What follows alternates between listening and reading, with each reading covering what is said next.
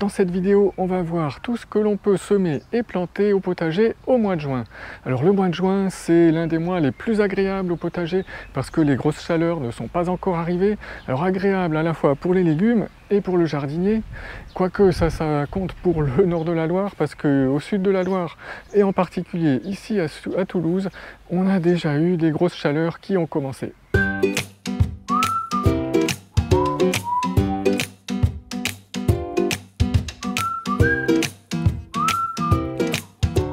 Alors au sommaire de cette vidéo, on va commencer par voir tous les travaux pour le mois à venir, le mois de juin, donc les semis, les plantations, mais également tous les légumes qui peuvent se récolter au mois de juin. Et une fois qu'on aura vu ça en détail, eh bien, je vous ferai faire un petit tour de mon potager et on fera un zoom à plusieurs endroits. Alors on commencera par regarder le potager à réserve d'eau. Avec la chaleur qui fait, là ça y est, j'ai activé la réserve. Ensuite, on ira voir un autre rectangle de potager où j'ai installé un voile anti-insectes et on verra que c'est super efficace contre les altises en particulier. On fera ensuite un tour au potager principal où on regardera comment poussent 3 générations différentes de petits pois. Et on terminera par les tomates. Alors les tomates, vous verrez, j'ai mis en place des arceaux un peu spéciaux cette année. Vous verrez tout ça en détail et aussi comment je me suis armé pour lutter contre les punaises et contre la canicule. Allez, on y va, suivez-moi.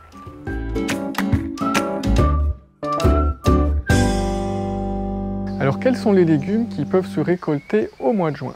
Alors on va commencer par parler des récoltes qui se terminent en juin. Donc on va terminer de récolter les épinards de printemps parce qu'avec la chaleur ils vont commencer à monter en graines.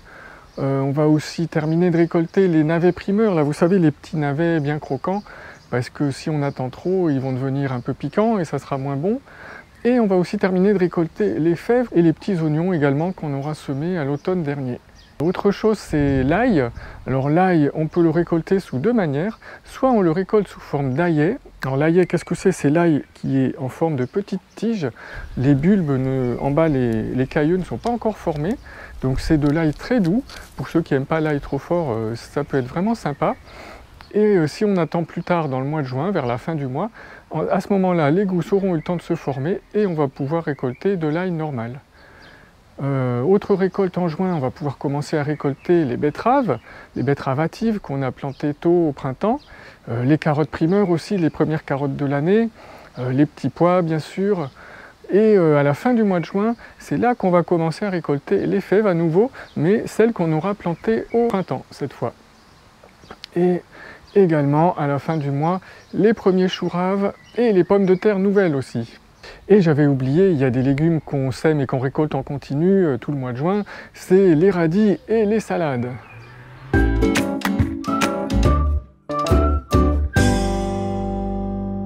Alors on va parler maintenant des semis qu'on va pouvoir faire en plein air au mois de juin.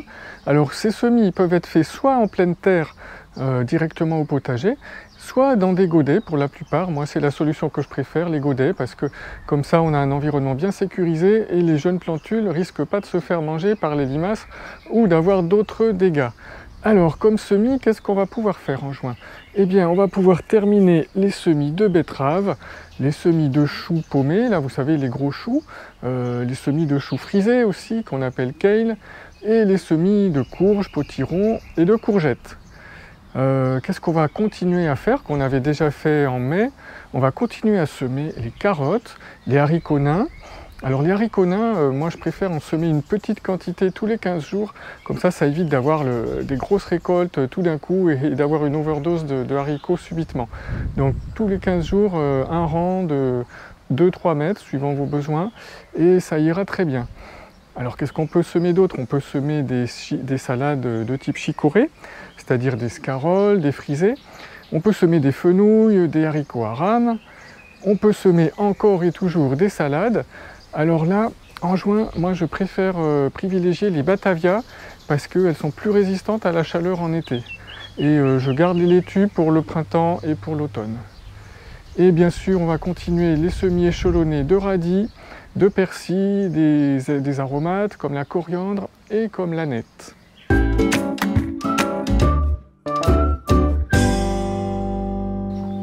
Alors parlant maintenant un petit peu des plantations qu'on va pouvoir faire au potager au mois de juin. Donc vous allez bien sûr continuer à planter tous les plants que vous aurez fait dans des godets. Et si vous les achetez, vos plants, eh bien vous allez pouvoir planter des blettes, des céleris, céleri branche, céleri rave. Vous allez pouvoir planter tous les types de choux, les choux paumés, les brocolis, les choux-fleurs, les choux frisés, les choux de Bruxelles. Il y en a vraiment un paquet de différents. C'est suivant vos goûts, vos envies. Bien sûr des salades pendant tout le mois de juin encore. Et vous allez pouvoir planter également les concombres, c'est le moment, des courges, des courgettes, des melons, des fenouils, tous ces légumes d'été là qui aiment bien la chaleur. On peut encore les planter en juin. Et vous allez terminer de planter les tomates, les aubergines et les poivrons piment, parce que ces légumes, ils sont quand même assez longs à pousser, donc si on dépasse le mois de juin pour les planter, eh bien vous ne récolteriez des fruits qu'à partir du mois d'août, voire même la fin du mois d'août. Donc toujours en juin, vous allez pouvoir planter des herbes aromatiques. Alors moi j'aime bien les mettre entre les légumes mélangés là dans le potager. Ça aide à dérouter les ravageurs. Donc qu'est-ce que j'y mets? J'y mets du basilic par exemple, de la coriandre, de l'aneth, de la ciboule. Également des fleurs, c'est joli les fleurs au potager. Et pareil, ça contribue à dérouter les insectes qui s'attaqueraient peut-être aux légumes. Donc comme fleurs, qu'est-ce qu'on peut mettre? Il vaut mieux privilégier des fleurs assez simples, assez champêtres, je dirais, comme les œillets d'Inde, les soucis, les cosmos, il y en a plein d'autres. Hein. Et comme ça, on peut les associer, pareil que les aromates, au milieu des légumes.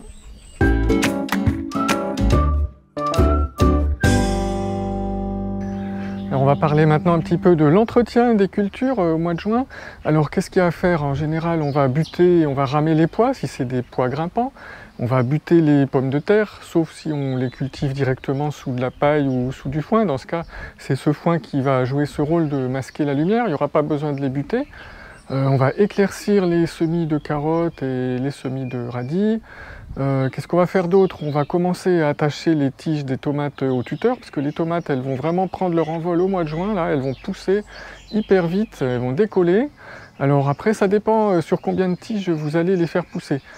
Soit vous les laissez sur une seule tige, et dans ce cas, il va falloir enlever tous les gourmands un par un. Soit vous décidez de ne pas les tailler du tout. Et dans ce cas-là, eh bien, il n'y a pas besoin, il n'y a aucun travail à faire. On laisse pousser, ça va former un buisson. Alors ça, je vais vous montrer tout à l'heure. Moi, je le fais selon les deux méthodes. Vous allez voir ça dans un instant. Qu'est-ce qu'il y a d'autre à faire? On va protéger tous les jeunes plants qu'on vient de mettre en terre qui seraient sensibles aux limaces, même s'il y en a un petit peu moins en juin des limaces. Limaces et escargots, hein, parce qu'il ne faut pas oublier les escargots qui sont des fois plus coriaces que les limaces. Donc les plants les plus sensibles, je vous rappelle, c'est les œillets d'Inde et les salades, hein, elles en raffolent vraiment. Alors là, on peut soit les entourer d'une barrière physique, comme une petite collerette en plastique ou un petit grillage. Je vous montrerai ça tout à l'heure aussi, là j'en ai quelques exemples dans mon potager. Au niveau de la surveillance, on va surveiller qu'il n'y ait pas d'insectes parasites sur les cultures. Par exemple, des pucerons sur les fèves, des altices sur les radis, sur les navets, enfin tous les légumes de la famille des brassicacées, les choux. Il peut y avoir des dorifores sur les pommes de terre aussi. Et enfin moi ce que je préconise c'est d'observer ça de près et d'intervenir vraiment uniquement en dernier recours si les auxiliaires, les insectes bénéfiques ne sont pas venus pour manger ces petits insectes parasites, comme les larves de coccinelle par exemple qui raffolent de pucerons. Si on attend un petit peu, souvent elles finissent par arriver et elles font le nettoyage à notre place. Ou alors la solution la plus écologique, entre guillemets, que j'ai trouvée, c'est d'installer un voile de protection, un filet plutôt de protection, à ne pas confondre avec un voile. Et je vous montrerai ça également tout à l'heure.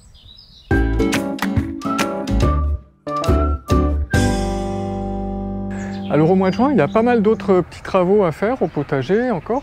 Alors si vous avez des légumes grimpants comme des haricots, des concombres, des melons même qu'on peut faire grimper, vous allez pouvoir mettre en place des structures verticales, des supports pour qu'ils grimpent dessus, ou alors simplement utiliser la clôture, une clôture en grillage, ça marche aussi. Continuer à nourrir les limaces et les escargots en déposant soit des fans de légumes, des restes de salade, des cosses de petits pois, elles en raffolent. Donc tout ça, ça fera qu'elles seront occupées à nettoyer ces déchets et elles n'iront pas sur vos salades pendant ce temps-là. On va continuer à étaler les tontes de pelouse, elles sont vraiment abondantes en ce moment, c'est la période de l'année où il y en a le plus. Alors pour pas qu'elles entrent en fermentation, on ne met pas trop épais, à peu près 3 cm d'épaisseur, pas plus. On va pouvoir étaler tout ça autour des légumes et également sur les allées du potager. Il ne faut pas oublier de pailler les allées du potager parce que si on ne les paille pas, l'eau elle s'évapore également par les allées. Et justement, en parlant de l'eau, eh bien, il ne faut pas attendre que la terre soit sèche pour pailler les cultures. Et si vous remarquez que l'eau commence à s'évaporer, que votre sol commence à s'assécher et qu'il n'y a pas de pluie en vue, alors dans la moitié sud de la Loire, c'est vraiment le cas en ce moment. Là, je vois à Toulouse, là, on a eu des 29 degrés là, toute la semaine dernière et pas une goutte d'eau depuis au moins 2 semaines. Donc là, eh bien, j'ai commencé à mettre en route l'arrosage goutte à goutte. Donc il ne faut pas hésiter parce que si on attend trop longtemps pour le mettre en route, eh bien, la terre elle va s'assécher en surface et puis petit à petit dans les premiers centimètres et ça va descendre, la sécheresse de la terre, et après ça sera extrêmement dur de la réhumidifier et les légumes ils vont pas apprécier du tout. Et toujours en juin, on va continuer à pratiquer le compostage en surface en étalant les fans de légumes directement sur les parcelles du potager.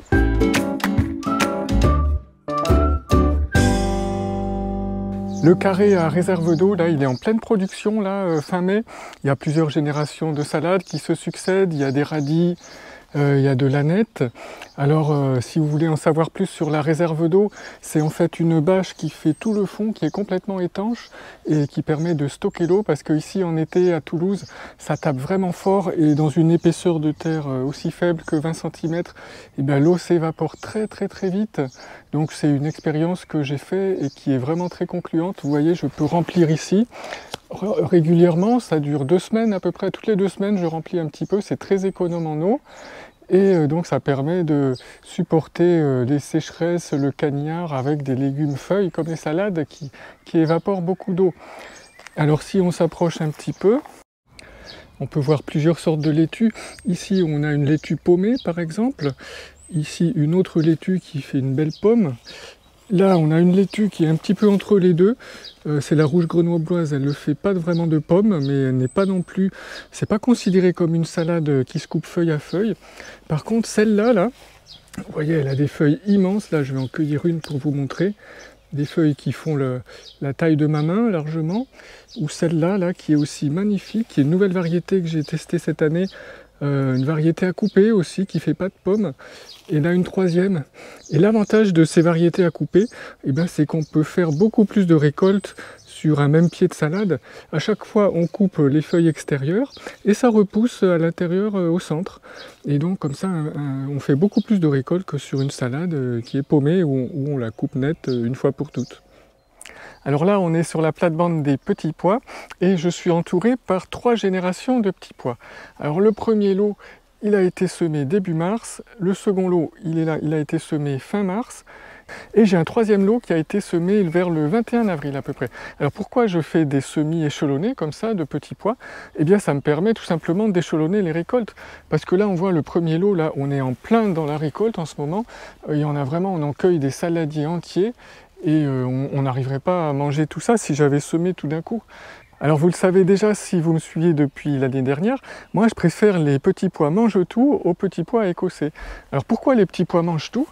Eh bien tout simplement parce qu'il y a beaucoup plus à manger sur un petit pois mange-tout que si on devait ouvrir et puis manger juste l'intérieur. Je trouve que c'est beaucoup plus sympa, on en a plus dans l'assiette et le goût est exactement le même. Alors là, je voulais vous montrer un petit peu au niveau du paillis du potager ce que ça donne. Donc là, comme vous pouvez le voir, toute la surface du potager est paillée. On va s'approcher un peu. Donc là, j'ai mis une bonne dizaine de centimètres de foin. Je vais recharger après durant l'été, ça suffira pas. Les allées aussi, elles sont paillées. Là, on voit, on est sur une allée entre 2 parterres de culture. Et là, on a une autre allée là qui fait... Une allée principale qui fait tout le long, qui est paillée aussi avec des tontes de gazon que je fais sécher là avant de les mettre ailleurs. Et alors au niveau de l'enherbement des herbes spontanées, on voit là, on a un plan de bourrache là. C'est la bourrache qui se ressème toute seule depuis des années. Donc je la laisse pousser tant qu'elle n'est pas trop volumineuse. Et après, elle va me servir de mulch pour pailler d'autres cultures.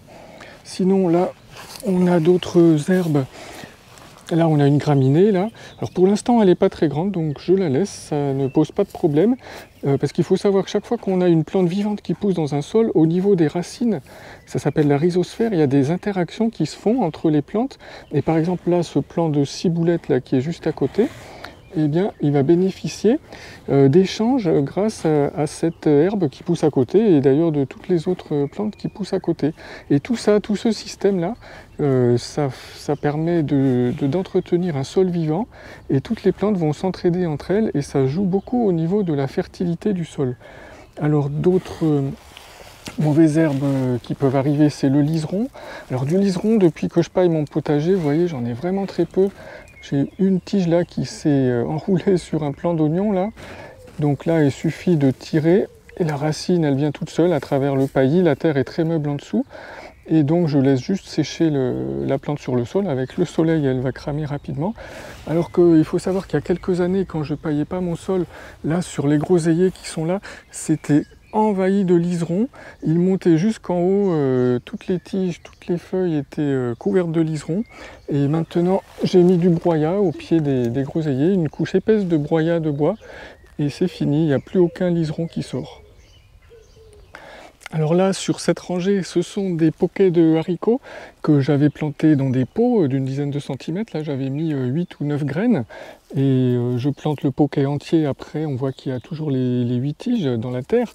Donc, comme je craignais d'avoir des limaces, en fait, c'était il y a une dizaine de jours où il pleuvait encore un petit peu, eh bien, j'avais mis des protections comme ça, que j'ai bricolées moi-même sur les plants, mais j'en avais pas assez pour en mettre sur ce plan-là. Et juste après, eh bien, le temps a viré à la chaleur et il a fait 29 degrés une journée avec un indice UV super élevé pour la saison, 7 ou 8 je crois comme indice UV. Donc un humain il prendrait un coup de soleil là en quelques minutes là. Et les haricots, malgré que j'avais abondamment arrosé, la terre n'était pas sèche, eh bien le feuillage a quand même cramé. Vous voyez là le bord du feuillage, il est brûlé par le soleil. Alors ça c'est arrivé parce que le soleil est vraiment trop fort. J'aurais dû mettre une cagette comme ça sur les plants là, mais j'y ai pas pensé à temps. Et après, on voit tout de suite que les limaces sont venues grignoter ce plant parce qu'elles ont senti qu'il était faible, il était déjà brûlé. Elles se sont dit, bon, ça c'est une plante qui ne va pas forcément survivre, donc on va faire notre travail de limace, on va aller nettoyer. Et donc elles ont commencé à grignoter les feuilles. Bon, il y a des nouvelles petites feuilles qui poussent là, donc j'ai un petit espoir que ça reparte, on verra bien. Alors maintenant on va regarder les 3 autres là qui étaient elles protégées avec ces protections là en voile. Est-ce que ça a joué un rôle contre la chaleur, le soleil ou pas? Voilà, en direct devant vous, je l'enlève. Donc là on voit qu'il y en a un petit peu qui est brûlé, mais quand même nettement moins. Et par contre, rien n'a été mangé par les limaces. Donc c'est quand même assez efficace comme protection. Bon là, il ne faut pas les laisser trop longtemps. Là, je l'ai peut-être laissé un peu longtemps. On voit que la plante était à l'étroit en dessous. Mais j'attendais de vous le montrer avant de l'enlever. Et maintenant, ben, ce haricot, là, enfin plutôt ces 7 plants de haricots vont pouvoir continuer à se développer normalement. Alors ici à Toulouse, il fait très chaud et très sec en été. Et chaque année, j'avais d'énormes problèmes avec les altises. Vous savez, c'est les petites puces noires qui viennent grignoter toutes les feuilles de la famille des crucifères. Donc c'est les choux, les radis, les navets, etc. Alors cette année, j'en ai eu marre et j'ai investi dans un voile anti-insectes. Voilà, un filet plutôt anti-insectes, parce que c'est pas du tout la même chose que les voiles de croissance P17 qu'on peut utiliser au début du printemps ou à la fin de l'hiver pour ramener un petit peu de chaleur sur les cultures. Là, c'est un filet qui est tissé. Je vais vous montrer ça de plus près. Et j'en ai mis, donc ça recouvre entièrement ce rectangle. Et on va voir que c'est super efficace en fait. Donc là, vous voyez que c'est vraiment du filet avec des mailles, hein, ce sont des mailles très fines. C'est un petit peu comme du tulle, comme du voile de mariée, si vous voulez. Donc ça laisse parfaitement passer l'air, ça laisse passer l'eau, le soleil bien sûr. Et alors là, on voit qu'il y a des choux raves au milieu, là, qui se portent parfaitement bien. Vous voyez les feuilles, là, pas un seul trou sur chaque feuille. Les radis, c'est pareil, les navets, c'est pareil.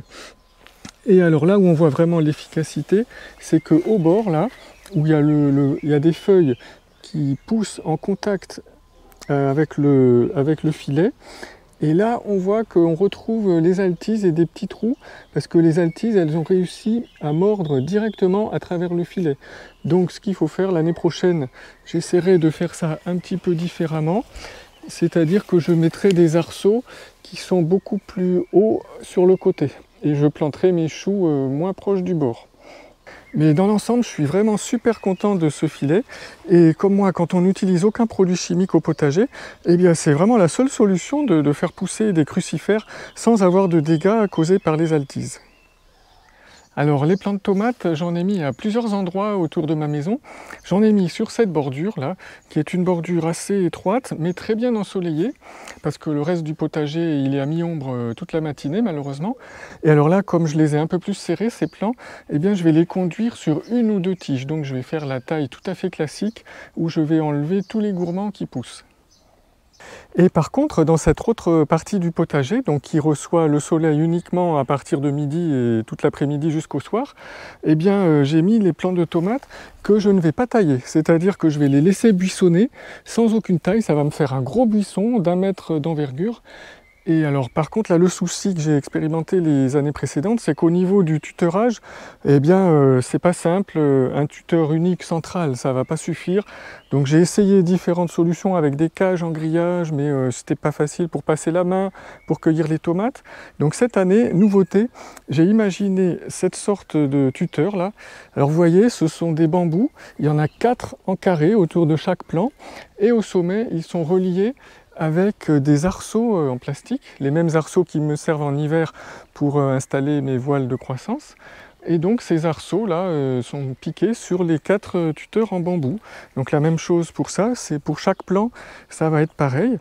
Donc pourquoi j'ai fait des arrondis comme ça et 4 tuteurs? Eh bien pour deux choses, pour deux raisons. Première raison, ça va me permettre d'attacher toutes les tiges qui vont buissonner à partir du plant de tomates. Donc au lieu d'avoir un tuteur central, je vais en avoir 4. Donc ça sera beaucoup plus facile à attacher. S'il faut, je pourrais même tendre des cordes horizontalement. On verra comment ça évolue. Tout ça, je vous montrerai dans les prochaines vidéos. Et l'arrondi au-dessus, eh bien, il va me servir pour mettre un filet d'ombrage. Alors, je vais vous montrer ça dans un instant, à quoi ça ressemble, une toile d'ombrage. Alors, pourquoi une toile d'ombrage? Eh bien, je ne sais pas si vous vous rappelez, l'année dernière, mais on avait eu 2 vagues de canicule, là, fin mai et fin juin. Et ces températures, ça avait complètement brûlé les fleurs des tomates en plein moment où se fait la pollinisation. Et du coup, la mise à fruit n'avait pas pu se faire tout de suite. Il avait fallu attendre que les plants fassent de nouvelles fleurs. Et la récolte de tomates avait eu, en gros, 2 à 3 semaines de retard.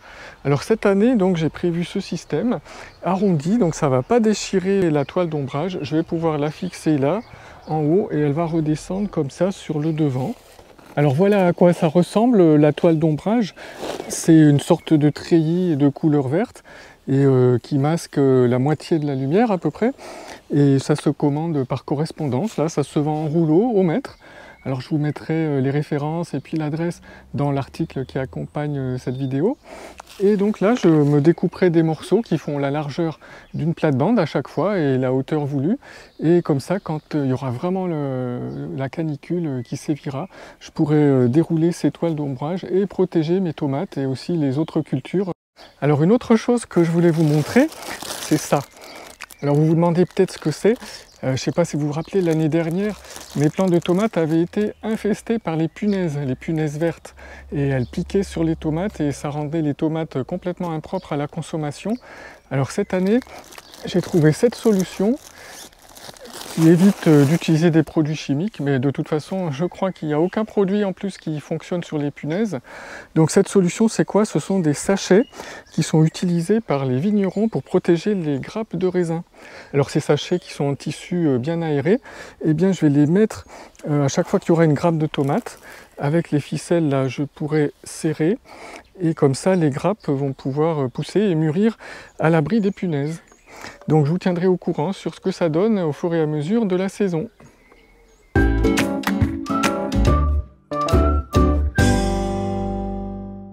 Voilà, c'est le mot de la fin. J'espère que vous aurez trouvé cette vidéo intéressante.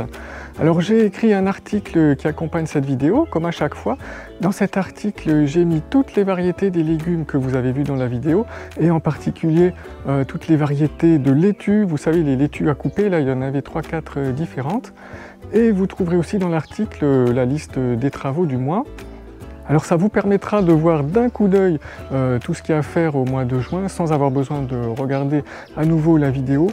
Alors pour accéder à l'article, eh bien c'est très simple, vous allez sur le blog potagerdurable.com. Alors pour aller plus vite, je vous ai mis un lien direct vers l'article qui se trouve dans la description sous cette vidéo. Bon ben voilà, donc c'est terminé pour aujourd'hui. Je vous dis à dans un mois pour les travaux, les semis et les plantations du mois de juillet. D'ici là, je vous dis ciao!